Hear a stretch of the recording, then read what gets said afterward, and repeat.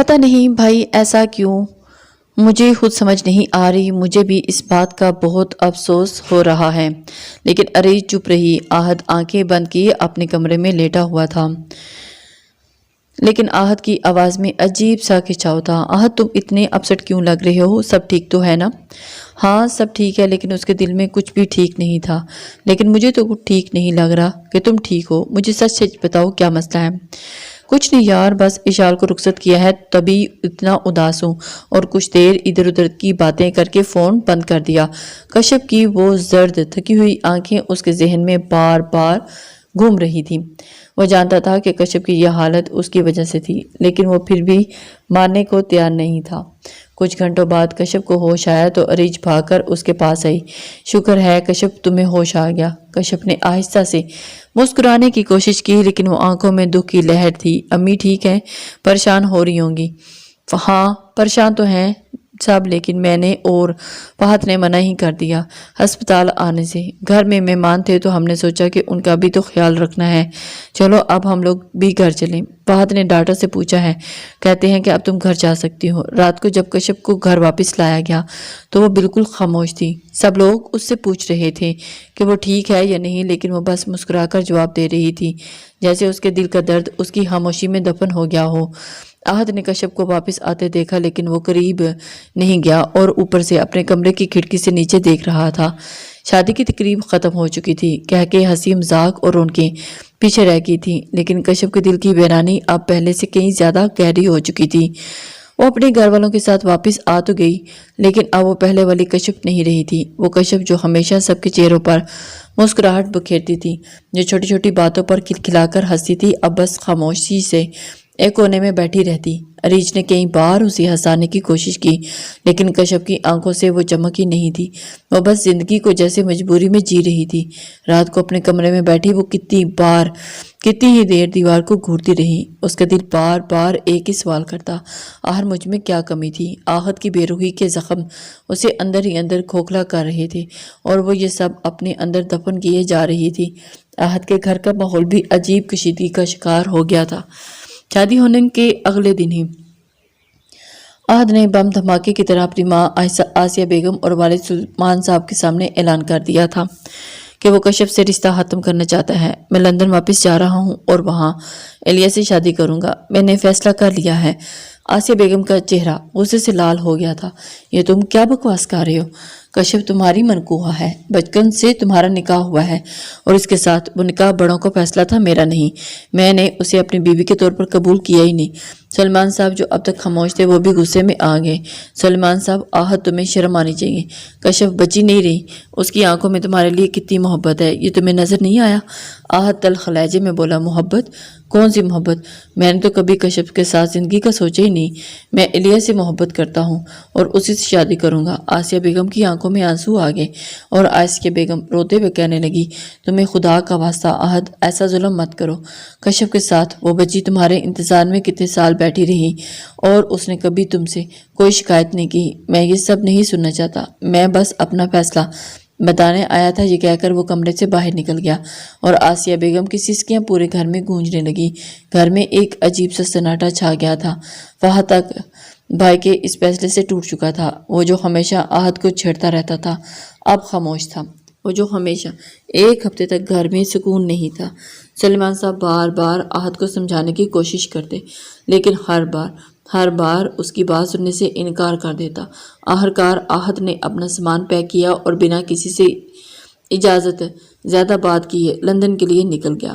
Airport جانے سے پہلے جب وہ گھر کی دہلیز پار کر رہا تھا تو آسیہ بیگم نے اسے روک لیا۔ آہد بیٹا، ایک بار کشف کے بارے میں سوچ لو، وہ مر جائے گی تمہارے بغیر، وہ اپنے گھر میں خوش رہے گی اور میں اپنے، یہ کہہ کر وہ باہر نکل گیا اور اس کے ساتھ کشف کی تمام خوشیاں بھی جیسے دم توڑ گئیں۔ دوسری طرف کشف کے لیے یہ خبر کسی قیامت سے کم نہیں تھی کہ آہد کے لندن جانے کی خبر اریج نے بہت احتیاط سے دی تھی، لیکن کشف کی آنکھوں میں جو آنسو آئے وہ رکنے کا نام ہی نہیں لے رہے تھے۔ وہ سوچ بھی نہیں سکتی تھی۔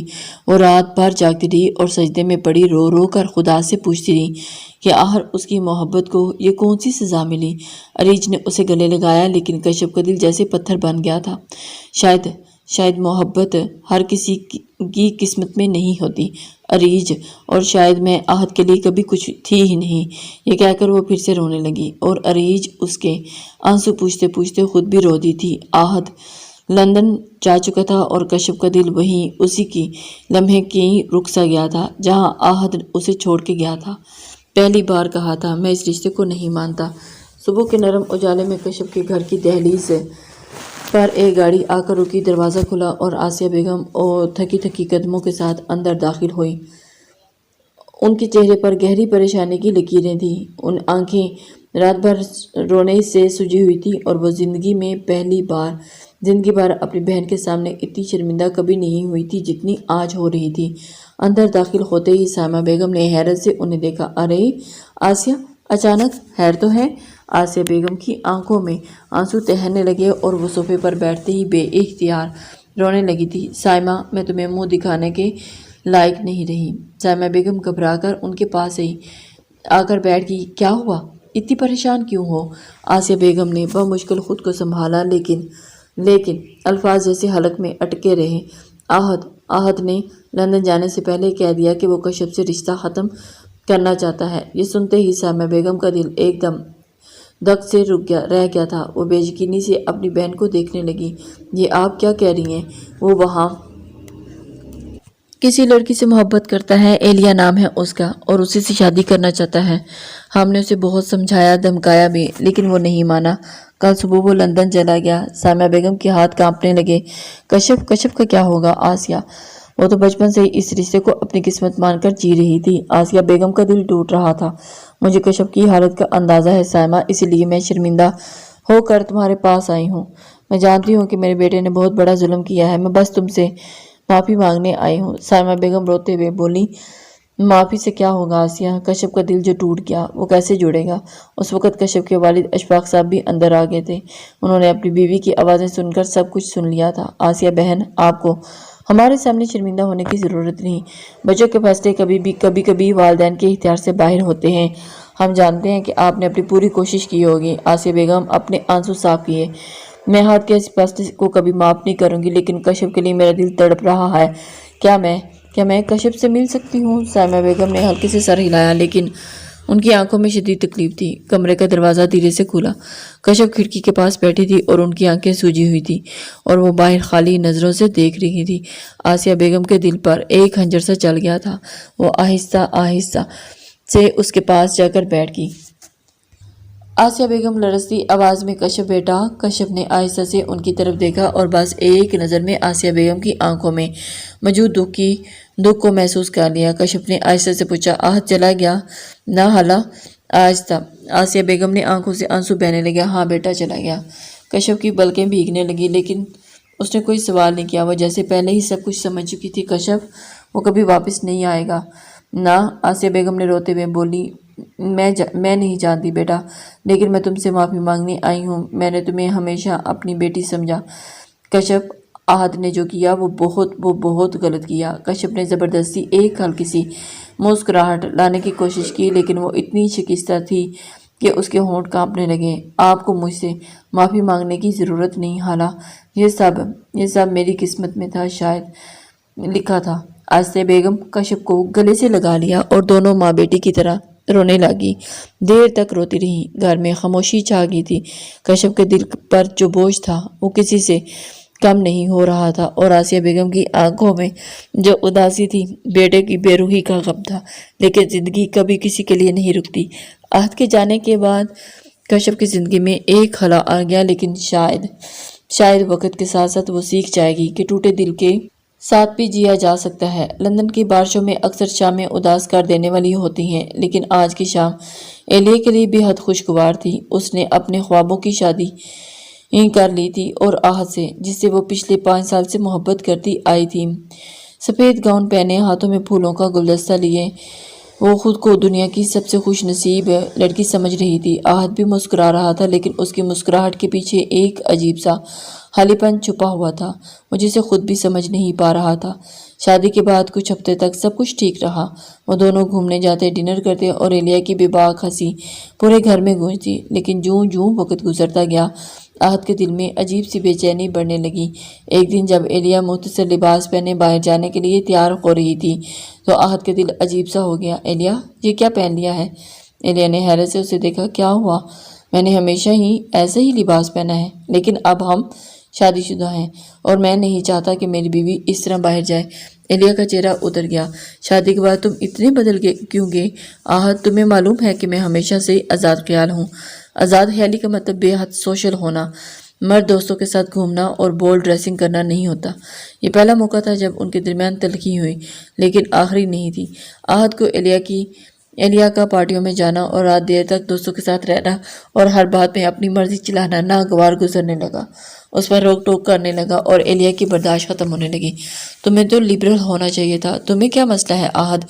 क्या मैं तुम्हारी मलकियत हूँ? मैं बस चाहता हूँ कि तुम थोड़ा समझदारी से चलो।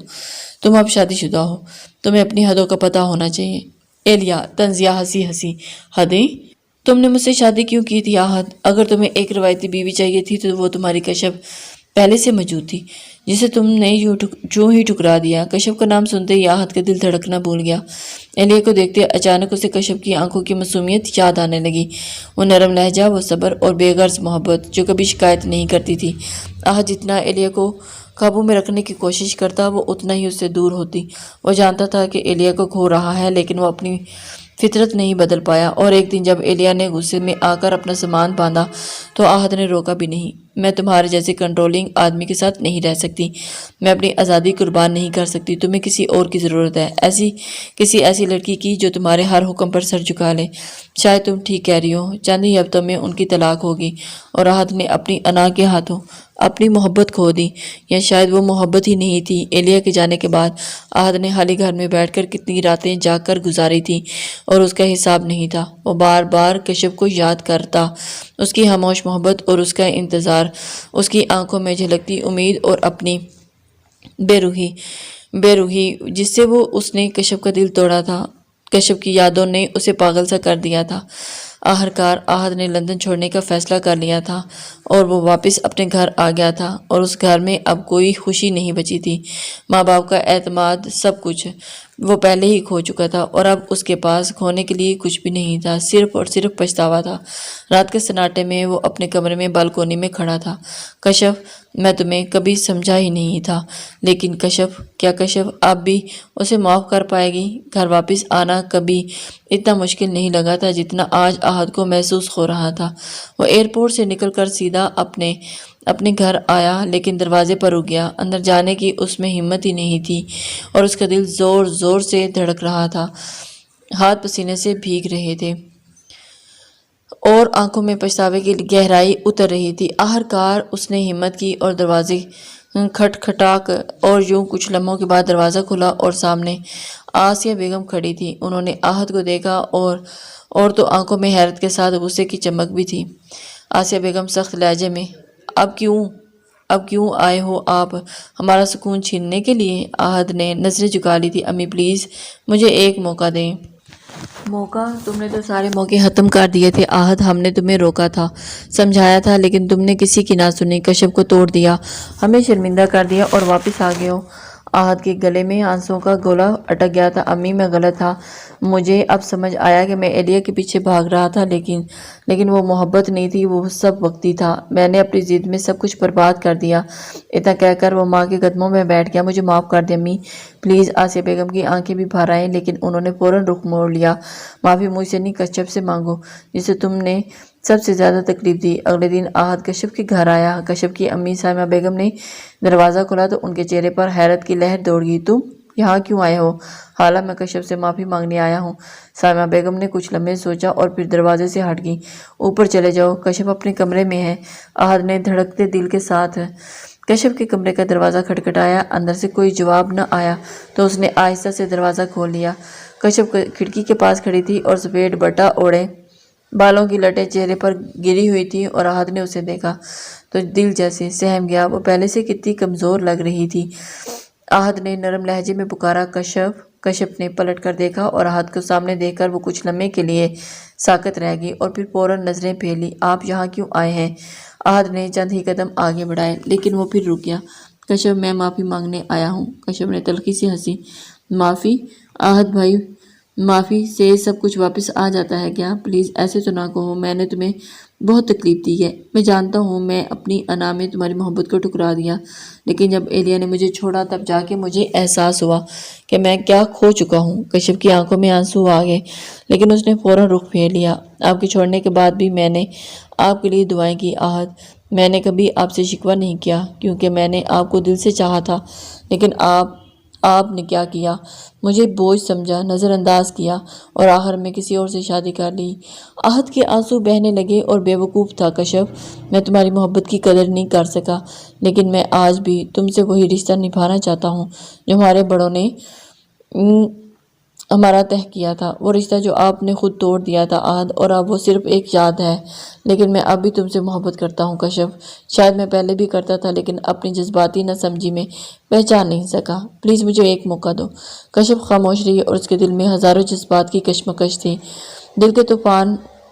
کشف کے دل میں ایک طوفان تھا، آہد کی معافی، اس کی آنکھوں میں پچھتاوے کے آنسو، وہ آنسو جو کشف نے ہمیشہ سننے کی خواہش کی تھی۔ سب کچھ ایک خواب کی طرح لگ رہا تھا۔ وہ سوچ رہی تھی کہ کیا یہ حقیقت ہے یا بس وہ پھر سے وہم کر رہی ہے۔ آہد کے جانے کے بعد وہ ساری رات سو نہ سکی تھی۔ بار بار اس کے الفاظ ذہن میں گونجتے رہے، میں اب بھی تم سے محبت کرتا ہوں کشف۔ صبح ناشتے کی میز پر کشف کی ماں سائمہ بیگم نے غور سے اپنی بیٹی کو دیکھا۔ بیٹا تم نے کیا سوچا؟ کشف نے نرمی سے نظریں جھکا لی۔ کیا امی اتنی آسانی سے معافی کر سکتی ہیں؟ محبت میں معافی کی طاقت بے حد ہوتی ہے بیٹا۔ آہد نے غلطیاں کی لیکن وہ لوٹ آیا۔ کبھی کبھی انسان کو ٹھوکر کر ہی حقیقت کا احساس ہوتا ہے۔ اگر دل میں محبت باقی ہو تو شکوے ختم ہو سکتے ہیں۔ کشف خاموش رہی، لیکن اس کی آنکھوں میں ایک امید سی جاگی تھی۔ آہد کی ماں آسیہ بیگم نے ہمت کر کے سائمہ بیگم سے بات کی۔ میں جانتی ہوں میرے بیٹے نے بہت تکلیف دی ہے لیکن وہ بدل چکا ہے سائمہ، اگر کشف راضی ہو جائے تو ہم چاہ رہے ہیں کہ رخصتی کر دیں۔ سائمہ بیگم نے اپنی بیٹی کی طرف دیکھا جو پاس ہی چپ چاپ بیٹھی تھی۔ کشف یہ تمہارا فیصلہ ہے بیٹا۔ کشف نے آنکھوں میں آنسو لیا، اس بات میں سر ہلا دیا اور گھر میں خوشی کی لہر دوڑ گئی۔ گھر میں پورا گھر سج گیا تھا اور روشن کی چمک سے دلوں کی خوشیاں چھلک رہی تھی۔ آہد بے چینی سے دولہا کی شیروانی میں ملبوس بار بار گھڑی دیکھ رہا تھا۔ بھائی اتنی بے چینی پہلے کبھی نہیں دیکھی۔ اب سمجھ آیا محبت کا انتظار کتنا مشکل ہوتا ہے۔ آہد نے ہلکی سی مسکراہٹ دی لیکن دل کی دھڑکن بے قابو تھی۔ دوسری طرف کشف دلہن بنی بیٹھی تھی اور اس کا دل اتنی زور زور سے دھڑک رہا تھا کہ ہاتھ کانپ رہے تھے، لیکن چہرے پر ایک دھیما سا سکون تھا۔ دیکھ رہی ہوں کہ آج تو آپ کی مسکراہٹ چھپ ہی نہیں رہی، اریج شرارت سے بولی تھی اور کشف نے شرم سے ہی نظریں جھکا لی تھی۔ اریج نے آگے بڑھ کر اسے گلے لگا لیا تھا اور دل سے دعا کی تھی کہ اللہ تمہیں ہمیشہ خوش رکھے۔ کمرہ پھولوں سے سجا ہوا تھا اور ہلکی سی خوشبو فضا میں پھیلی ہوئی تھی۔ کشف دلہن بنی شرم سے گھونگھٹ میں چھپی بیٹھی ہوئی تھی اور جب آہد آہستہ سے اندر آیا وہ کچھ لمحے دروازے پر کھڑا اسے دیکھتا رہا اور پھر دھیرے سے پاس آ کر بیٹھ گیا۔ کشف نے ہلکی سی سسراہٹ سے چہرے سے گھونگھٹ ہٹایا اور آہد کی آنکھوں میں بے تحاشا محبت تھی۔ مجھے معاف کر دو کشف، میں نے تمہیں اتنی تکلیف دی، تمہارے آنسو کی وجہ بنا۔ کشف نے نم آنکھوں سے ساتھ مسکراتے ہوئے کہا، اگر میں نے آپ کو دل سے چاہا ہے تو معاف کرنا بھی دل سے سیکھا ہے۔ آہد نے آہستہ سے کشف کے ہاتھ تھام کر بولا، میں وعدہ کرتا ہوں کہ اب کبھی تمہیں تکلیف نہیں دوں گا۔ تمہاری ہر خوشی، ہر خواب میری ذمہ داری ہے اور میں وعدہ کرتی ہوں کہ آپ کے ہر درد میں ساتھ دوں گی۔ آہد نے آگے بڑھ کر کشف کو اپنے حصار میں لے لیا اور پھر آہستہ سے کان میں سرگوشی کرتے ہوئے، کیا مجھے اجازت ہے؟ کشف نے سر جھکا کر آہد کے سینے میں چھپا لیا اور ہاں میں سر ہلا دیا تھا تو آہد مسکراتے ہوئے اس کے ہونٹوں پر جھک کر سکون پہنچانے لگا اور کتنی ہی دیر مدہوشی میں کشف کے ہونٹوں کا جام پیتا رہا۔ پھر نرمی سے الگ ہو کر آہد نے محبت سے کشف کی پیشانی چومی اور یوں ان دونوں کے دلوں کے بیچ کی ساری دنیا مٹ گئی تھی۔ لسنرز، امید کرتی ہوں کہ آپ کو آج کا ناول پسند آیا ہوگا۔ اپنے کمنٹس لائک اور شیئر ضرور کر دیا کریں، اس سے ہماری حوصلہ افزائی ہوتی ہے۔ نیکسٹ ناول تک کے لیے اللہ حافظ۔